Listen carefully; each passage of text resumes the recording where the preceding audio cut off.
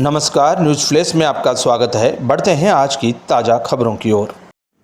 तेरापंथ जैन सभा भवन बोरावड़ में बुधवार को जैन साध्वी गुप्ती प्रभाजी थाना 4 के सानिध्य में तप अभिनंदन समारोह आयोजित किया गया, जिसमें श्रीमती मंजुलता भंडारी पत्नी रेखवचंद भंडारी की 28 तपस्या पूर्ण होने पर जैन समाज ने अभिनंदन किया और उनके तप की अनुमोदना की। तेरापंथ महासभा के अध्यक्ष नेमीचंद गेलड़ा, सचिव गजेंद्र सिंह बोथरा, तेरापंथ महिला मंडल एवं तेरापंथ युवक परिषद एवं जैन समाज से जुड़े पदाधिकारियों ने 28 तपस्या करने वाली मंजुलता भंडारी का स्मृति चिन्ह और जैन साहित्य भेंट कर सम्मान किया। पूर्व संध्या पर भजन संध्या आयोजित हुई, जिसमें स्थानीय कलाकारों ने शानदार भजन प्रस्तुतियां देकर श्रोताओं का मन मोह लिया। जैन साध्वियों ने 28 तप के मंगल अवसर पर कहा कि तपस्या आत्मशोधन की एक महत्वपूर्ण प्रक्रिया है। तप की अग्नि में तप कर आत्मा उज्जवल और निर्मल बनती है। जैन साध्वियों ने तप की महिमा के बारे में कहा कि धर्म के 3 रूप हैं: अहिंसा, संयम और तप। अहिंसा है तुम्हारी आत्मा, संयम है स्वयं को संयोजित करना और तप है तुम्हारी इंद्रियों का पूर्ण नियंत्रण करना। उन्होंने कहा कि अहिंसा, संयम, तप रूप धर्म को देवता नमस्कार करते हैं। उन्होंने कहा कि तप करने से इंसान के कर्म बंधन टूटकर निर्जरा होती है, वहीं तप करने से इंसान का स्वास्थ्य भी ठीक रहता है। मंजुलता भंडारी का तप साधना समाज के लिए एक प्रेरणा आदर्श स्थापित करता है।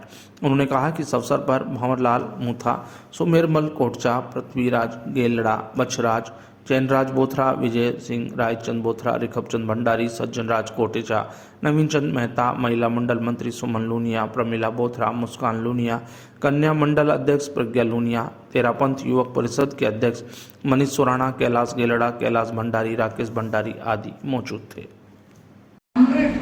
कोई है तो वो क्या है? तपस्या। और शिव पद का सोपान है वो तपस्या। तपस्या के द्वारा व्यक्ति के विजातीय तत्व बाहर निकलते हैं और ऊर्जा का संरक्षण होता है, ऊर्जा प्राप्त होती है, कर्मों का हल्कापन होता है, शरीर का भी हल्कापन होता है।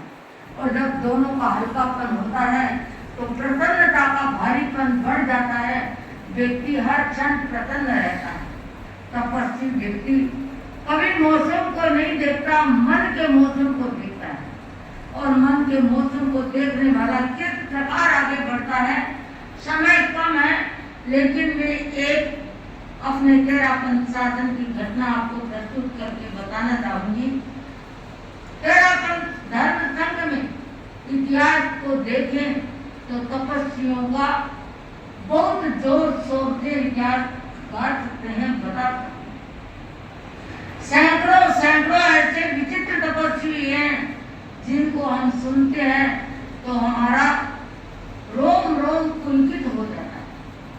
उन तपस्वियों की श्रृंखला में एक तपस्वी है गणपत मंजिश स्वामी, और वो इसी युग में हुए, 8वें और 9वें आचार्य के युग में। गणपत मंजिश स्वामी सरसा के थे। उनकी पुत्री साध्वी श्री हुलासा जी, जिनको हम ब्राह्मण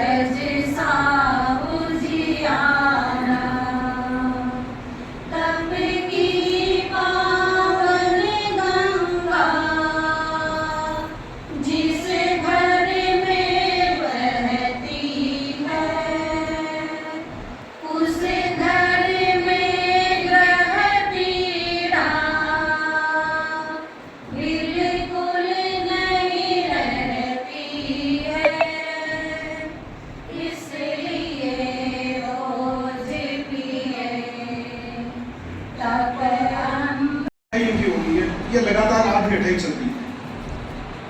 9 3 बार, 11 1 बार, 5 4 बार, 4 4 बार, 13 प्रत्येक वर्ष ये 1 13 करती है। 44 वर्षों से लगभग इनके तेरे की तपस्या पहले की तपस्या 23 बार, 12 का उपवास चलता है, सावन के महीने में एकांत तप भी इन्होंने किया है और होली तप भी इनके द्वारा हुआ है। इनकी तपस्या सही में बहुत सराहनीय तपस्या है। इनके तप में सुश्राव श्रीमान विक्रम सिंह भाई साहब का अनन्य योगदान रहा है। मैं मंगल कामना करता हूँ कि आगे भी तपोनिष्ठा निरंतर आपकी बढ़ती रहे, तो अपने आप का आगे से आगे चलता रहे एवं पालने के पश्चात आपका स्वास्थ्य का विशेष ध्यान रखें।